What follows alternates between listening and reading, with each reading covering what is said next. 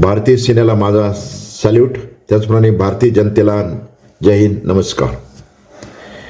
मी Indian एअरफोर्समध्ये भारतीय वायुसेना यामध्ये मी 15 वर्ष सर्व्हिस केली. या सर्व्हिसेसमध्ये 1979 पासून तर 1994पर्यंत माझी सर्व्हिस इंडियन एअरफोर्समध्ये अत्यंत ऑपरेशनल स्क्वॉड्रनमध्ये झालेली आहे. माझा जी ब्रँच होती ती लॉजिस्टिक होती, परंतु मला टेक्निकल फील्डमध्ये जास्तीत जास्त काम करण्याची संधी मिळाली. मी सुरुवातीपासूनच ऑपरेशनल स्क्वॉड्रनमध्ये काम केलेलं आहे आणि ऑपरेशनल स्क्वॉड्रनमध्ये काम करताना मला राजस्थानच्या बॉर्डरला जास्तीत जास्त जाण्याची संधी मिळाली आणि कार्य करत असताना मला बऱ्याच वेळेला असा अनुभव आला की इंडिया पाकिस्तानच्या बॉर्डरला बऱ्याच वेळेला आमच्या काळामध्ये तणाव नेहमी राहिलेला आहे. त्याचप्रमाणे 1982 पासून ते 1984पर्यंत ब्ल्यू स्टार ऑपरेशन या काळामध्ये, म्हणजे 1984मध्ये ब्ल्यू स्टार ऑपरेशन झालेलं आहे, पण त्याची जी ठिणगी पडलेली आहे ती 1982 पासून तर 84पर्यंत फार मोठा या राज्यामध्ये धुमाकूळ घातला गेलेला आहे. बऱ्याचशा बांधवांना गोळ्या घालून मारलं गेलेलं आहे आणि या ब्ल्यू स्टार ऑपरेशनमध्ये मला काही काळ तरी सहभागी होण्याची संधी माझ्या या सर्व्हिसेसच्या काळामध्ये मिळाली आहे. मी ऑपरेशनल सिंदूरचं खरंच कौतुक करतो.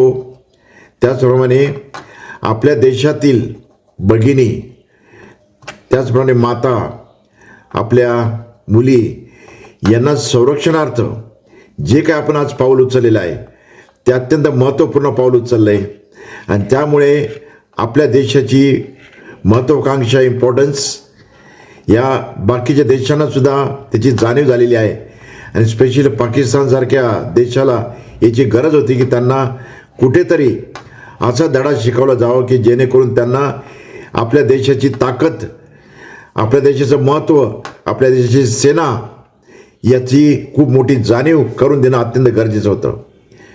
मला खूप अभिमान वाटतो आपल्या भारतीय सेनेचा आणि त्याप्रमाणेच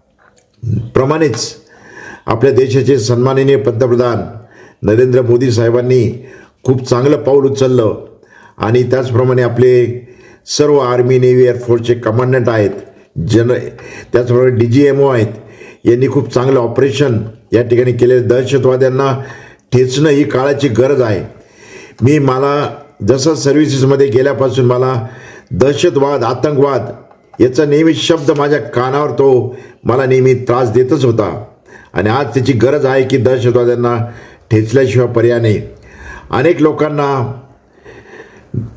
त्यांनी मारलेलं आहे, अनेक लोकांना त्या ठिकाणी कंठस्नान घातलेलं आहे आणि या सर्व बाबीचा विचार केला तर आज पुढे सुद्धा आपण या विविध प्रकारच्या ऑपरेशनद्वारे आपल्या देशाची प्रतिमा उंचावली गेली पाहिजे जगामध्ये आणि पाकिस्तानसारख्या छोट्या छोट्या देशांना त्याची जाणीव करून दिली पाहिजे. हा मला खूप अभिमान वाटतो आणि जे आपण ऑपरेशन सिंदूर जे ऑपरेट केलेलं आहे त्याच्यामध्ये आपल्या देशाने ड्रोनद्वारे अनेक त्यांची आपल्या मिसाईलद्वारे त्यांचे ड्रोन आपण हाणून पाडलेले आहेत आणि त्याचप्रमाणे मी बघितलं बऱ्याच वेळेला की मला एक चांगला अभिमान वाटला की त्यावेळेला आपले सर्व सैनिक आपलं स्वतः देशाचं कुठलं नुकसान न होऊ देता आपल्या देशासाठी लढताना त्यांनी इतर देशामध्ये खूप सारं नुकसान केलेलं आहे, दहशतवाद्यांना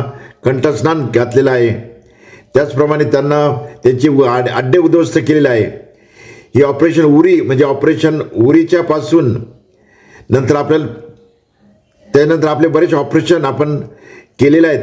हा जो ऑपरेशनचा जो सिंदूर आहे अत्यंत महत्त्वपूर्ण ठरला जातो, कारण याच्यामध्ये सर्व दहशतवाद्यांचे अड्डे 9 जवळजवळ उद्ध्वस्त केलेत, अनेक दहशतवादी मारले गेलेले आहेत. याचं खरंच आपल्याला, आपल्या देशाला ही खूप मोठी दुःखदायक, म्हणजे आपल्याला खूप त्रास होतो त्या दहशतवाद्यांचा आणि ज्यांचा सिंदूर उजाडला गेला आहे त्यांना आम्हाला फार त्यांच्याबद्दलचं दुःख आहे. आम्ही त्यांच्याबद्दलचा खूप त्यांना जे याच्यामध्ये शहीद झालेले आहेत सिव्हिलियन, त्यांना आम्ही श्रद्धांजली अर्पण करतो. त्याचप्रमाणे ज्या महिलांचा सिंदूर म्हणजे कुंकू पुसलं गेलं आहे, त्यांच्याबद्दल आम्ही खूप खेद आणि दुःख व्यक्त करतो आणि भारतीय सेना नक्कीच त्यांना कुठेतरी योग्य न्याय देईल अशी आम्ही अपेक्षा करतो. माझ्या इंडियन एअरफोर्सच्या सर्व्हिसमध्ये मला खूप चांगले पण वाईट पण अनुभव आलेले आहेत. नेहमी ऑपरेशनल कमांडमध्ये असताना मला भरपूर काही शिकायला मिळालेलं आहे आणि शिकत असतानाच माझ्याकडे प्रॅक्टिकली जबाबदारी पण भरपूर दिली गेलेली आहे आणि हे सर्व मी एअरक्राफ्ट्समॅनपासून तर ज्युनियर कमिशन ऑफिसरपर्यंत मी आपल्या सर्व्हिसमध्ये काम करून ही सर्व्हिस रिटायर झाल्यानंतर आपल्या आकाशवाणीवर मी स्टुडंट डेव्हलपमेंट ऑफिसर म्हणून विद्यार्थी विकास मार्गदर्शक म्हणून कार्यक्रम माझा आयोजित केला गेलेला आहे. मला भारतीय सेनेमध्ये भारतीय नागरिक हा विद्यार्थी जो आहे आज मूळ घटक आपला तो सक्षम केला गेला पाहिजे, त्याला योग्य त्या ठिकाणी शिक्षण दिलं गेलं पाहिजे. माझे महत्त्वाचे जे विषय आहेत की प्रत्येक शाळेमध्ये मुलांना मिलिटरी शिक्षण दिलं गेलं पाहिजे, विद्यार्थ्यांना मिलिटरीची जाणीव करून दिली गेली पाहिजे.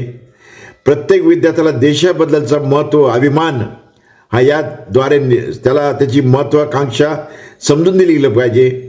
हा माझा खूप मोठा संदेश आपल्या महाराष्ट्र राज्यातील विद्यार्थ्यांना आणि विद्यार्थिनींना मी देत आहे. आणि जास्तीत जास्त विद्यार्थी जे आज इंजिनिअरिंगकडे मेडिकलकडे वळतात त्या विद्यार्थ्यांनी भारतीय सेनेकडे सुद्धा वळवण्यासाठी आपली मान, आपले शरीर, आपला अभिमान या देशासाठी त्यांनी नक्कीच द्यावा असं माझं नम्रपणे मत आहे.